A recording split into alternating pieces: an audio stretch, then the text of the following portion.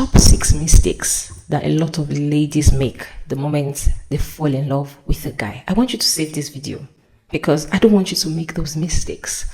If you're seeing me for the first time, I coach single ladies on how to date and how to prepare for a kingdom marriage.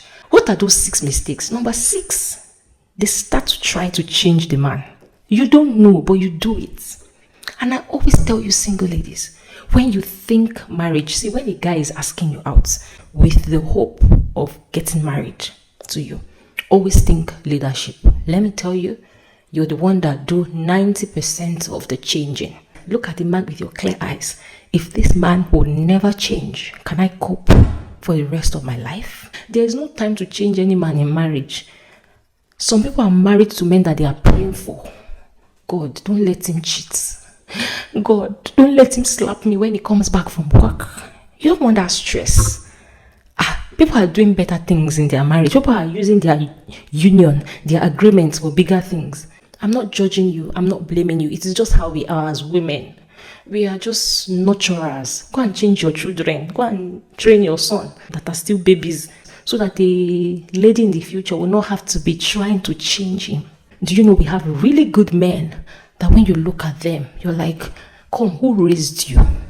God bless the woman that raised you. What is number 5? Ignoring background checks. Find out things. Be curious. Be skeptical. Don't let all the sweet nonsense get into your head. Stop behaving as if they don't love you at all. Go and check his Facebook page, the friend of his friend, the friend of his father. Find out things about him. Yes, we're from the same church. We grew up in the same street. We like the same things. It's not just about him. Find out the kind of family he's from.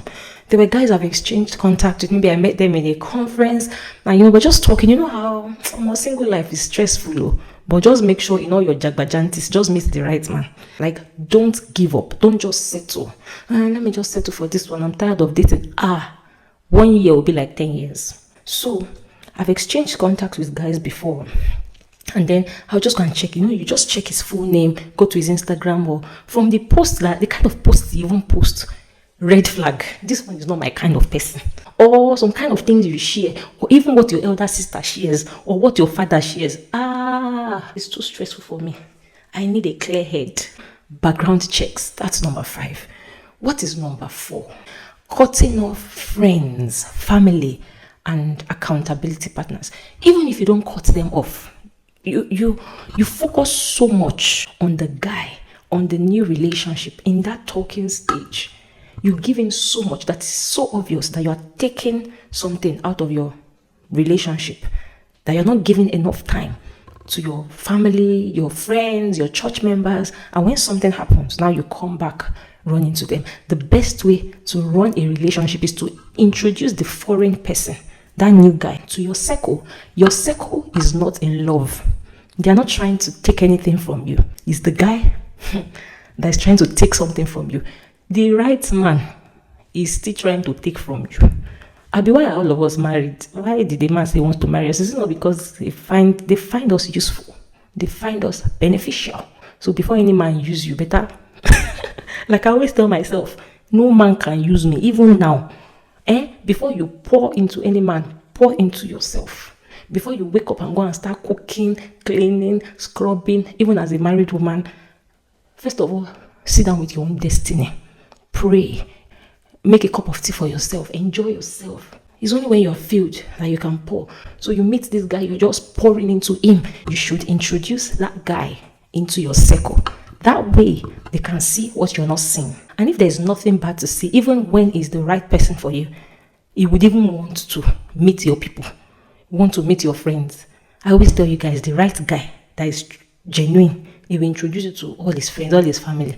It's we ladies that used to say, oh no, I don't want my friends to know. Yeah, I get your point. You don't want your friends to know, but not that you will now hide him from everybody, including your parents. What do your parents want from you? Do you understand? That is number 4. Let's jump to number 3. Ladies now become too available when they meet a new guy.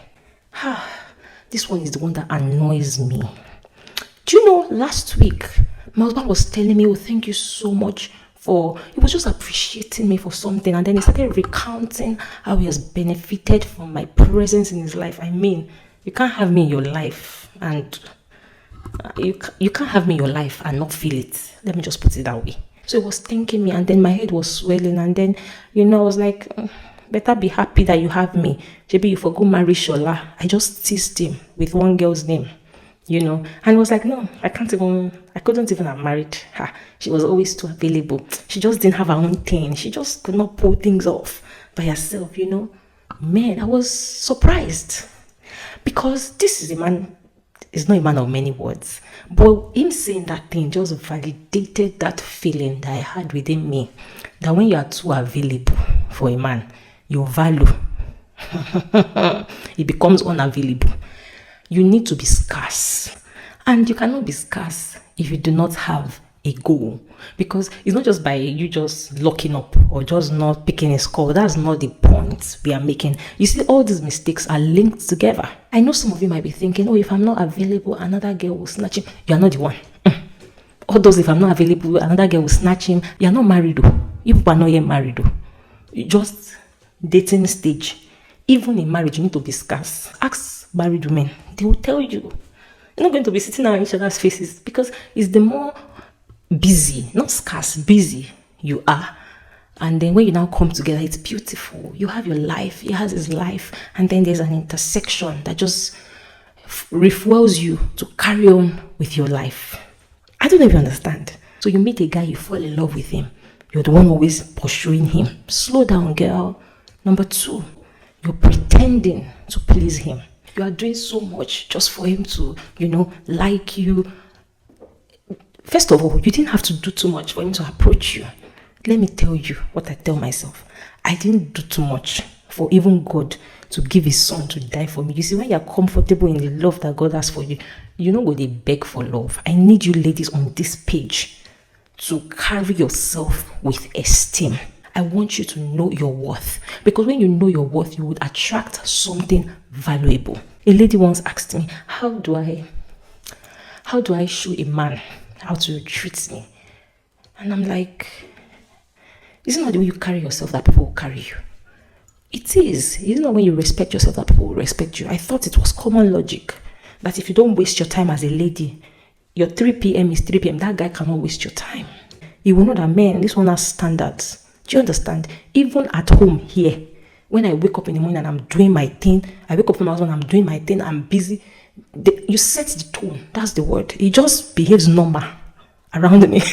What am I saying? But you get my point. You set the tone as a lady. Don't talk too much. Action. Observe more. Stop pretending to try and What did you do to earn the love of God? Don't pretend. Be your authentic self.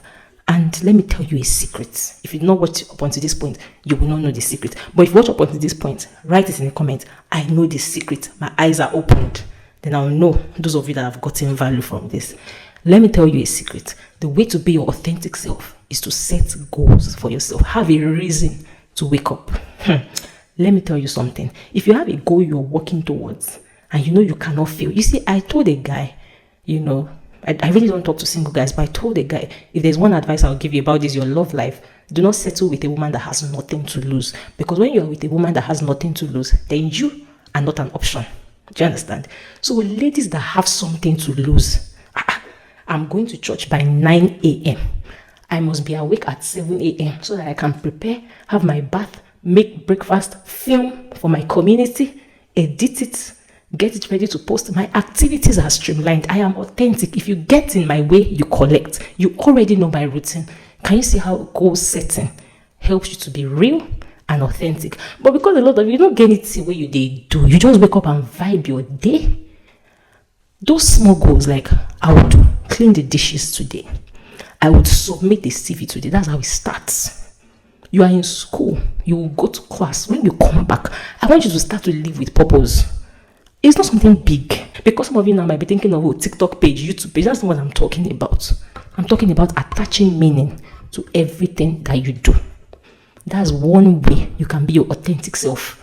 Any man that meets you when you're being authentic and likes you like that, that's the right person for you, most likely.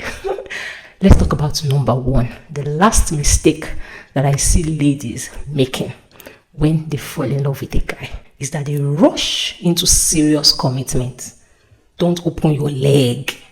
I just have to say it directly and hit the nail on the head. Don't compromise on your standards. When you compromise on your standards, it's never going to pay you. You only robbed yourself.